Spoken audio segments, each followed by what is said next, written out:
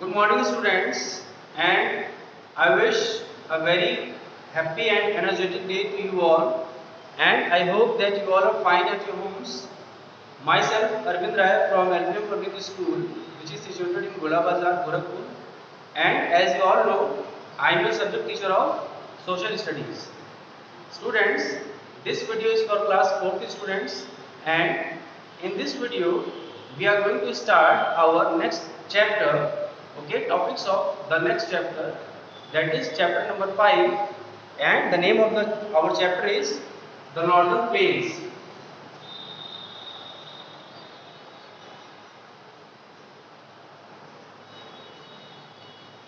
The Northern Plains. Okay. Students, in our previous video, we had discussed that where the location of the northern plains lies. Okay, what is the location of the northern plains? Where does it lies? And we had discussed that what are the topics. Okay, what are the topics we are going to cover in this chapter. ठीक है, मतलब पिछले video में हम लोगों ने क्या पढ़ा था कि इस टॉपिक में, इस पर्टिकुलर चैप्टर में हम नॉर्दर्न प्लेन्स के बारे में पढ़ेंगे।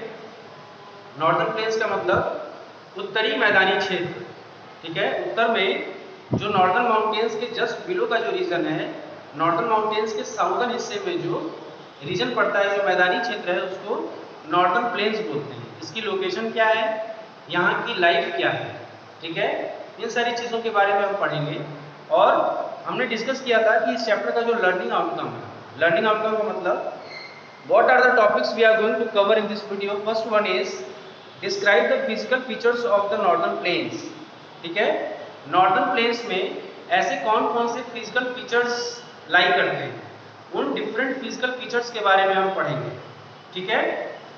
दूसरा पॉइंट है describe the life and occupation of the people living in this region, ठीक है।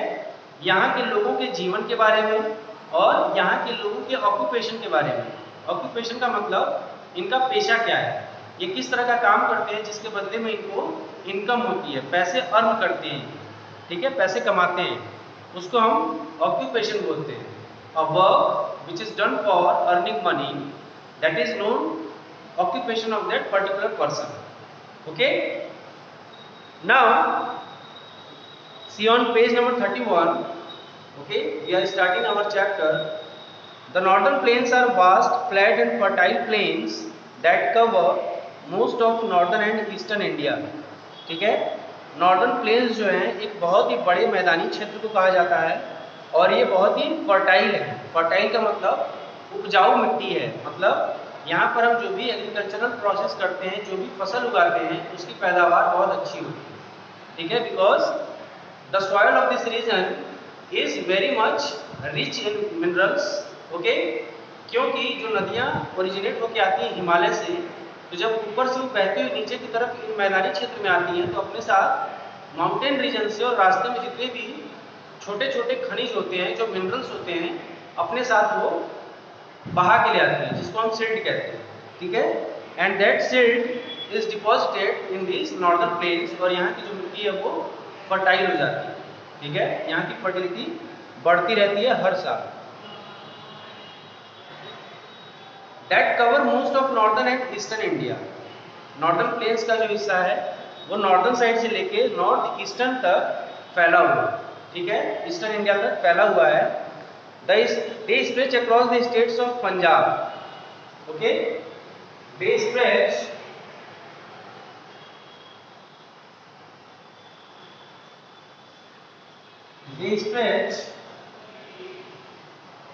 across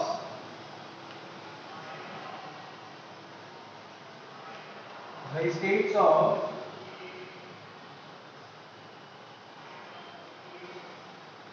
Punjab, Haryana, okay, Punjab, Haryana, Delhi, okay, are you able to see Delhi,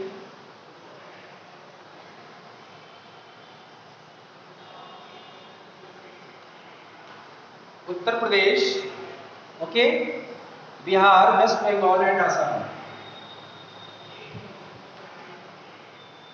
Bihar, West Bengal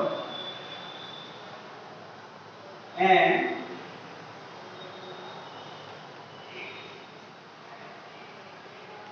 Assam. Okay, जो नॉर्दर्न प्लेन्स का हिस्सा है, जो नॉर्दर्न प्लेन रीजन है, वो किस किस स्टेट से होके गुजरता है या किन किन स्टेट्स में ये लाई करता है। ठीक है, पंजाब, हरियाणा, दिल्ली, उत्तर प्रदेश, बिहार, वेस्ट बंगाल एंड असम। ठीक है, इन राज्यों से होकर ये जो उत्तर के मैदानी क्षेत्र हैं, जिसको हम नॉर्दर्न प्लेन्स कहते हैं, they stretch from these states. Okay, is it clear to you?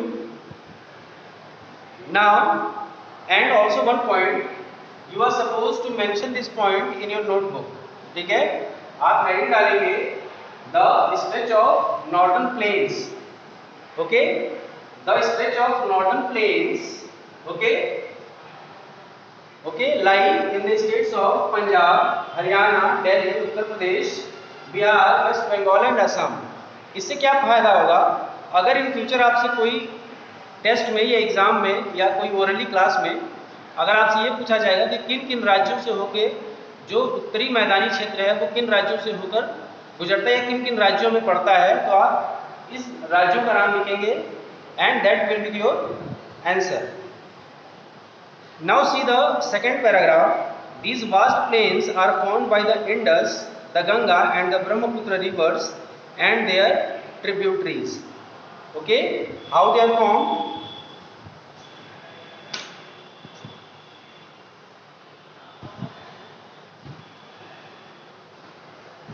They are formed, okay, they are formed by the Indus, they are formed by the Indus, okay, Ganga and the Brahmaputra, Ganga and the Brahmaputra, okay, Brahmaputra rivers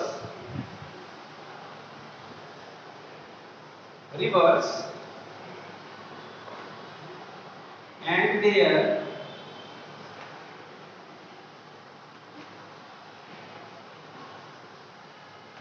tributaries. Okay, tributaries. जो northern plains हैं वो किन नदियों के कारण form हुए हैं, किन नदियों के कारण ये बने हैं, तो कौन कौन सी नदियां हैं? Indus river, Ganga and the Brahmaputra river and their tributaries. Tributaries का मतलब क्या होता है? ट्रिब्यूटरीज का मतलब होता है इनकी सहायक नदियां। ठीक है, जो छोटी नदियां बड़ी नदियों में जाकर मिल जाती हैं तो उन छोटी नदियों को हम बड़ी नदियों की सहायक नदियां कहते हैं। Is it clear? जो छोटी नदियां होती हैं जो बड़ी नदियों के साथ मिल जाती हैं उन छोटी नदियों को हम सहायक नदियां कहते हैं। They are tributaries of the bigger rivers, for example Ganga, Brahmaputra, Indus.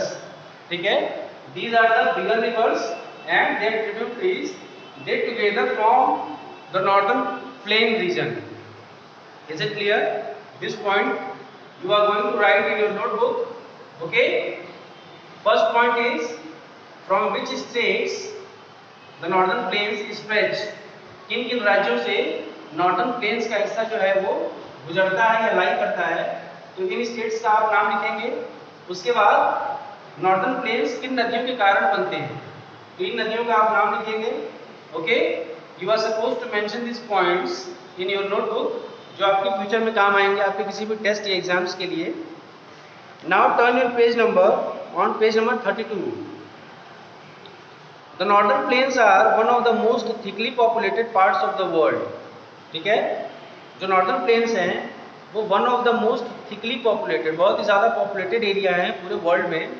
The fertile soil and the flat land have made this region ideal for the growth of settlements. यहाँ की जो उपजाऊ मिट्टी है, ओके, और यहाँ का जो क्लाइमेट है, आइडियल रीजन जो है, वो यहाँ पे सेटलमेंट को बढ़ावा देती है। ठीक है, सेटलमेंट का मतलब यहाँ पर लोगों को रहने के लिए एक बहुत ही अच्छा मौका देती है। ठीक है, because it is very much suitable for the human life as well as the animal life. ठीक है, because agricultural process are very good in this region. The northern plains can be divided into 3 parts, okay, the Sutlej basin, the Gangetic basin and the Brahmaputra basin. The northern plains can be divided into 3 basins. ठीक है, कौन कौन से हैं? Sutlej basin, the Gangetic basin and the Brahmaputra basin. A river basin is an area drained by a river and its tributaries. River basin क्या होता है? ऐसा एरिया जो नदियों और उनकी सहायक नदियों के द्वारा फॉर्म होते हैं। ठीक है, उस एरिया को हम रिवर बेसिन कहते हैं। ठीक है, हमारे यहाँ नॉर्दर्न प्लेन्स में 3 तरह के बेसिन हैं। ठीक है, the Sutlej basin, the Gangetic basin and the Brahmaputra basin. Okay, is it clear to you? Now first one is the Satluj basin. The Satluj is one of the main tributaries of the Indus. Sutlej नदी जो है Indus की सबसे main सहायक नदी है, इसकी tributary है। इंडस नदी की मेन ट्रिब्यूटरी है जो है सतलज नदी। It rises in the Himalayas and flows through Himachal Pradesh. ठीक है, हिमालय के रीजन से ओरिजिनेट होती है और flows through Himachal Pradesh and Punjab before joining the Indus in Pakistan. ठीक है, ये हिमाचल प्रदेश और पंजाब में बहती हुई पाकिस्तान में जाके इंडस नदी से मिल जाती है। The water of Sutlej is used extensively for irrigation. Sutlej नदी का जो पानी है वो सिंचाई के लिए ज़्यादा उपयोग में लाया जाता है। ठीक है, सिंचाई के लिए ज़्यादातर इस्तेमाल में लाया जाता है। ठीक है, now after that we will read about the Ganga basin and the Brahmaputra basin in our next video because due to the shortage of time. Okay, now whatever the points we had discussed in this video you are going to mention in your notebook. You are going to revise each and every line, okay, each and every topic, and please be supportive for your online classes and complete your PDF works in your pair copy. Okay, thank you so much.